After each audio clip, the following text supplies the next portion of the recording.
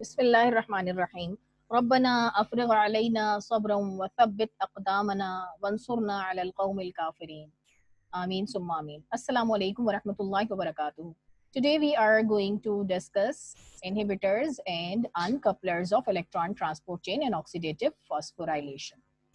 जब हम electron transport chain discuss कर रहे थे वहां हमने आपको बताया था कि electron transport chain and oxidative phosphorylation both are coupled processes and run simultaneously. तो आज हम इस लेक्चर में इन कंपाउंड्स को डिस्कस करेंगे जो इन दोनों प्रोसेसेस को या तो इनहिबिट कर सकते हैं यानी वो इनहिबिटर्स हैं, या फिर अनकपल कर सकते हैं यानी वो अनकपलर्स हैं। ठीक है, तो before starting today's lecture first of all we should have to make our mind clear regarding inhibitors and uncouplers. Inhibitors are those compounds which can stop electron transport chain as well as oxidative phosphorylation, यानी दोनों processes stop हो जाते हैं in the presence of inhibitors. And uncouplers are those compounds which allow electron transport chain to run but stop oxidative phosphorylation, यानी अनकपलर्स वो compounds हैं जो electron transport chain को रन होने देते हैं लेकिन ऑक्सीडेटिव फॉस्फोराइलेशन को इनहिबिट कर देते हैं। ठीक है, तो अब हम फर्दर इनहिबिटर्स एंड अनकपलर्स को डिटेल में स्टडी करते हैं। सबसे पहले हम इनहिबिटर्स की बात करेंगे। देखिए ये स्कीमेटिक डायग्राम है इलेक्ट्रॉन ट्रांसपोर्ट चेन की, जिसमें हमें कॉम्प्लेक्सेस यानी कॉम्प्लेक्स 1, फिर मोबाइल कंपोनेंट कोएंजाइम Q, फिर कॉम्प्लेक्स 3, फिर mobile component cytochrome C and then complex 4 and then last oxygen नजर आ रहे हैं। ठीक है, हम ये देखते हैं कि वो कौन कौन से कंपाउंड्स हैं जो एज इनहिबिटर्स वर्क कर सकते हैं। First one is the rotenone. Rotenone is well known rat poison and insecticide. फिर पेरिसिडीन ए आ जाता है एंड देन एमिटल।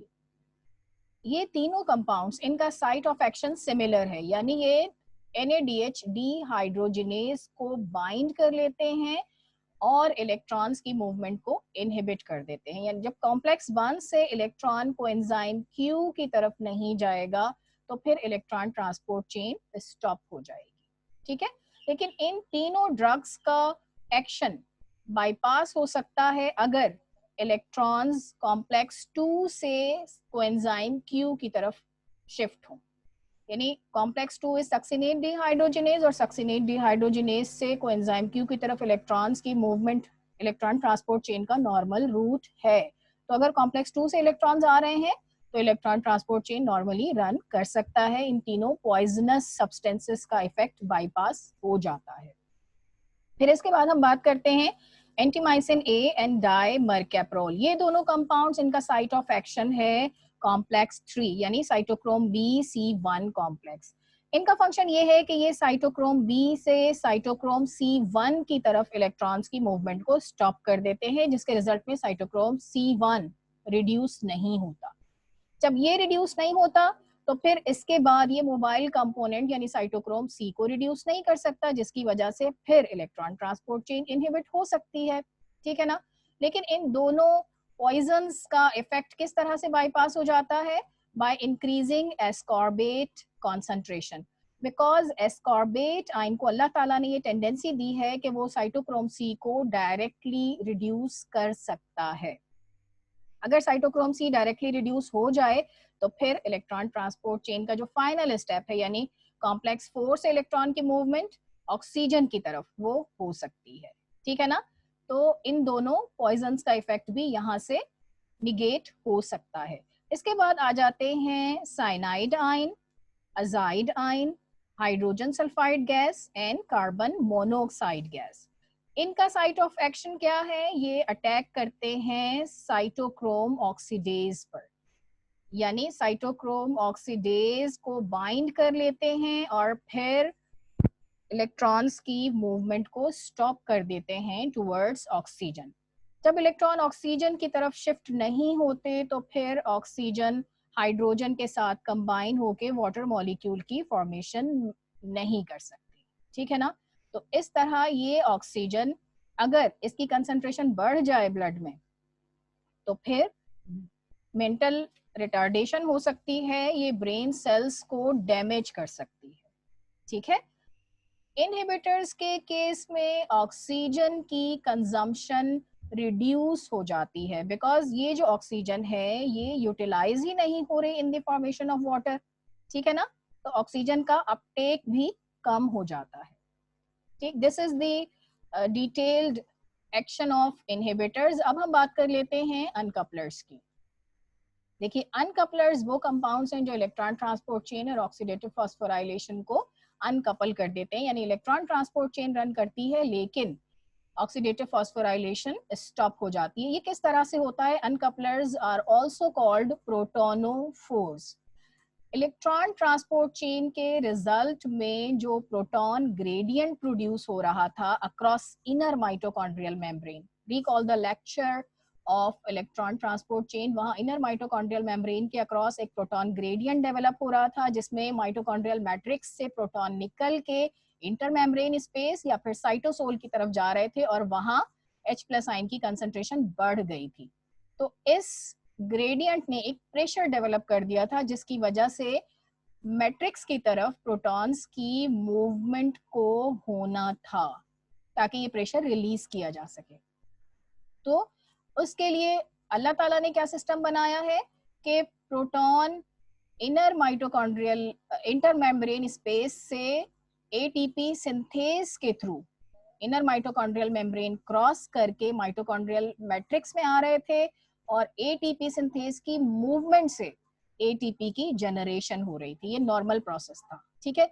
अनकपलर्स का रोल क्या है कि ये प्रोटॉन्स को इनर माइटोकॉन्ड्रियल मेम्ब्रेन क्रॉस करा देते हैं लेकिन एटीपी सिंथेज से नहीं गुजरने देते। ये प्रोटॉन को अपने साथ बाइंड करके इनर माइटोकॉन्ड्रियल मेम्ब्रेन क्रॉस करा के मैट्रिक्स में पहुंचा देते हैं, ठीक है ना। जब एटीपी सिंथेज इन्वॉल्व नहीं होता तो फिर एटीपी की सिंथेसिस भी नहीं होती।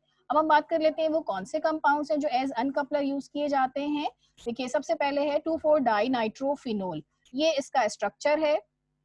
ये देखिए ये हाइड्रोजन आयन अगर रिलीज हो जाए तो फिर ये फिनोलेट आयन में कन्वर्ट हो जाता है।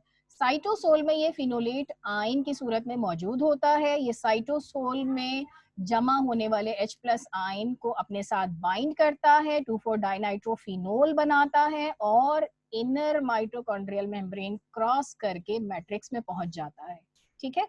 वहां ये अपना हाइड्रोजन रिलीज करके दोबारा फिनोलेट आयन में कन्वर्ट हो जाता है। लेकिन देखिए इसने काम तो बिगाड़ दिया ना, इसने प्रोटॉन को यानी H+ आयन को माइटोकॉन्ड्रियल मैट्रिक्स में ट्रांसफर कर दिया विदाउट यूजिंग एटीपी सिंथेज, जिसकी वजह से एटीपी की जनरेशन नहीं हो सकी, ठीक है ना। इसके बाद एक दूसरा कंपाउंड आ जाता है विच इज कॉल्ड डाइकोमेरोल। ये इसका स्ट्रक्चर है और इसका फंक्शन भी 2,4-डाइनाइट्रोफिनोल से सिमिलर है, ठीक है ना। अब ये बात हमारे माइंड में बिल्कुल इजीली क्लियर हो गई कि अनकपलर्स को प्रोटोनोफोर्स क्यों कहा जाता है। अनकपलर्स की प्रेजेंस में ऑक्सीजन की कंजम्पशन बढ़ जाती है क्योंकि इलेक्ट्रॉन ट्रांसपोर्ट चेन तो रन करती है ना, सही, सिर्फ एनर्जी जनरेट नहीं होती और जो एनर्जी इलेक्ट्रॉन ट्रांसपोर्ट चेन के रन होने से प्रोड्यूस होती है वो in the form of heat release हो जाती है। तो हमारी बॉडी में एटीपी की शॉर्टेज हो जाती है लेकिन बॉडी टेम्परेचर बढ़ जाता है, ठीक है। अच्छा, इसके बाद आज के लेक्चर के बाद आपके लिए इनहिबिटर्स एंड अनकपलर्स को डिस्कस करना बिल्कुल भी मुश्किल नहीं होगा।